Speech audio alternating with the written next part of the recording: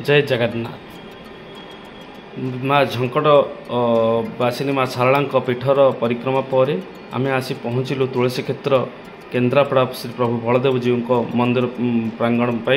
तेणु आम नहीं जाऊँ आपण मानक से जगतसिंहपुर जिला तिर्तोल ब्लॉक क्रॉस करी तिर्तोल ब्लॉक क्रॉस करी आम से छक क्रॉस करी आम जाऊँ महानदीर एक ओभरब्रिज पोलो उपरे आम गाड़ी आमर धीरे धीरे धीरे अति सुंदर भाव से जो नदी पठारे सब पनीपरिया फसल सब देखी आम मैंने बहुत चाषी भाई मानकर जो प्रेरणा आम मान पाई था एवं से बाट दे क्रॉस करी गला पर आम पाखे आसिलु प्रभु श्री बलदेव जी निकट पाखक से बाटर गला बेले विजु पट्टनायक इंडोर स्टेडियम एक को आमर रास्ता बाम पटे ताको आम देखी जहाँ अति उच्च कोटीर थिला एवं रास्ता कड़े कड़े गला बेले आम पाखे आसिलु से केन्द्रापड़ा जाऊठी इच्छापुर होची प्रभु श्री बलदेव जी जो केन्द्रापड़ार इच्छापुर ठारे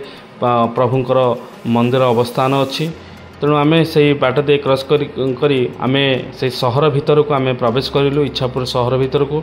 इच्छापुर सहर रे रास्ता संकीर्ण थिला बहुत जनगहलीपूर्ण मत सेठार थिला ताकू आम गाड़ी धीरे धीरे धीरे से पाखक आम पहुँचलु। आमर माँ शुलिया देवी सेवक संघर भाई माने अति किछि समय पर आम मंदिर एक बोर्ड देखागला श्री प्रभु बलदेव जी मंदिर सेठारे आम गाड़ी आग को नहीं मंदिर प्रशासन द्वारा कर जो पार्किंग सेठारे आम पार्किंग लगलु। तापर गाड़ी ओह्लाई समस्त भक्त भाई माने आम्हे माने बलदेव जी मंदिर पाखक आम आगे चलिलु। से मंदिर पाचेरी बाहर प्रभु बलदेव जी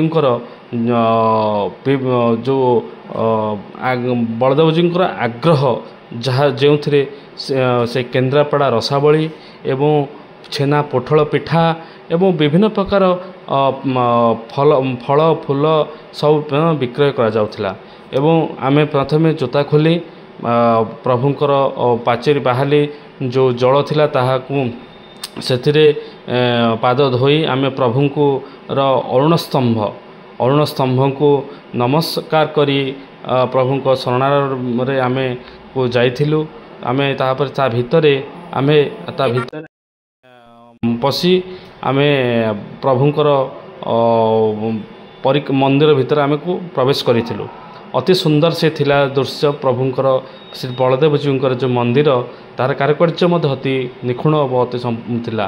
प्रभु दर्शन पाई केते कौन कुआड़ू आसुचंती भक्त भाई माने एवं आपण माने देखुछंती सेठी आमे जीवा समय एक संकीर्तन मंडली सेठारे प्रभुंकर नाम संकीर्तन हरे कृष्ण हरे राम राम राम हरे हरे हरे कृष्ण कृष्ण कृष्ण हरे हरे हरे राम राम राम हरे हरे अरे प्रकम्पित तांकर संकीर्तनर भाई मानक ताले नदिया ताले ताले आम आम मां को से मत हजई देथिलु।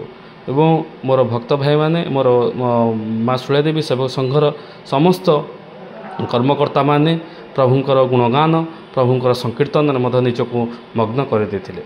तापर आमे मंदिरर और परिक्रमा चतुर्पार्श्वर बेढ़ा बुलीथिलु एवं तांकर जो समस्त से मंदिर परिसर थिबा माँ का मंदिर लक्ष्मी मंदिर माँकर विमला मंदिर एवं भोग मंडप समस्त जगह एवं सेठारे जो आपण माने देखिबा को पाइबे जो शैली रे सेठारे जो गोटे मंडपटी तैयारी होईची मंदिरर पछ पाखरे ताहा अति माने अति उच्च कोटीर थिला। ताहार सेही कारुकार्य को आमे भूयसी प्रशंसा मत न करी रहि पार नथिलु। एवं प्रभुंकर आमे जेहेतु आमे 11टा दिन 10टा 11टा भितर आमे पहुँची जाइथिलु प्रभुंकर प्रसाद मध्य प्रस्तुत होई नथिला प्रस्तुत चली तेणु आमे मध्य सेठारे अपेक्षा करिथिलु प्रभुंकर प्रसाद सेवन पाई। तापर प्रभुंकर से जो मंदिर पछ पाखरे जो परिक्रमा आम भक्त भाई माने देखंतु आम भक्त भाई माने आम से गोटे प्रभुंकर फोटो आगे नहीं देखंतु आपण मान मुखर यहाँ छेना पोटल पिठा को आम प्रभुंकर रसावली ଅତି ସୁନ୍ଦର ଭାବ ଆମେ ମଧ୍ୟ ସେଠାରେ ସେବନ କରିଥିଲୁ ଏବଂ ମନ୍ଦିରର ଯେଉଁ ଚତୁଃପାର୍ଶ୍ୱର ଯେଉଁ ଦୃଶ୍ୟ ଅତି ମନୋରମ ଥିଲା ଏବଂ ତିଆରି ମଧ୍ୟ ଚାଲିଥିଲା ପ୍ରଭୁଙ୍କର ସେଇ ଯେଉଁ ଚତୁଃପାର୍ଶ୍ୱରେ ବିଭିନ୍ନ କାରୁକାର୍ଯ୍ୟ କାମ ବର୍ତ୍ତମାନ ମଧ୍ୟ ସମ୍ପୂର୍ଣ୍ଣ ହୋଇନାହିଁ କିଛି କିଛି ଜାଗାରେ ତାହା କାର୍ଯ୍ୟ ମାନେ ତିଆରି ମଧ୍ୟ ଚାଲିଛି।